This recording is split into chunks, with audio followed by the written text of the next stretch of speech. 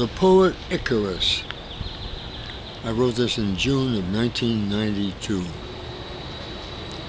The poet Icarus, a god in Greek mythology, flew with wings made from feathers. However, he flew too close to the sun, and the wax of the feathers melted, and he fell from the great height into the sea. The poem is not a parallel to this myth, it is merely derived from it.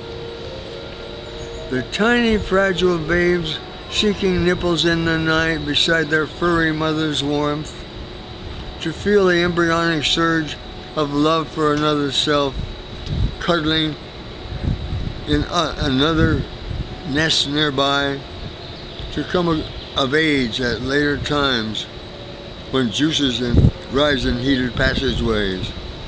The yearning roots that intertwine with others of its kind, and branches breaking light, seeking light, and nestling with others to give this wild Icarus seed a chance to see the sun. And then the cracked cocoon that lets the dainty damp of newborn wings stretch toward the light, and let the azure yellow darling circle for its mate in such a fragile time. Of those few days to love and mate and soar toward other worlds, to be a bobbing puff of rainbow in the air, before this tiny life must settle in its springtime grave. And then we grew, and nipples in our mouths, and found each other when at last our time had come to grip ourselves in heaven's own embrace, to plant my seed of Icarus within your tender place, to feel ourselves bearing heaven's testament of the fullness of our song, our slippery love in rhythm with our breath, our lips telling one another we are lovers, others how we are one, to tell the others how we are one. Poised on the knife's edge of time, to be an ecstasy forever of planets to sink again into the sun.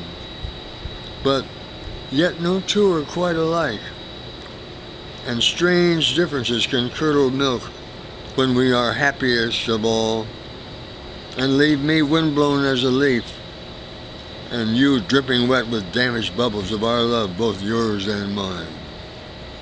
And so this grief gave Icarus a broken heart that stifled all his tender ways beneath the shade, and at the surface where water sparkled, hornets hummed, and green leaves quivered in the heat, and left him twisted like a giant broken on a rack,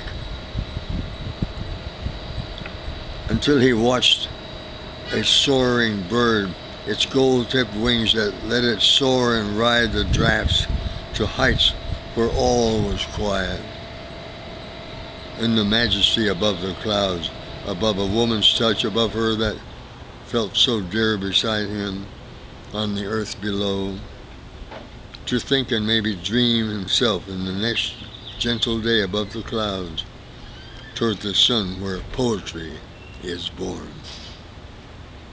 The celestial verses gathered in the heart of Icarus, and sung to all the lovers still below, to let them hear the voice that taught Jehovah how to be a god, that whispered in quiet tones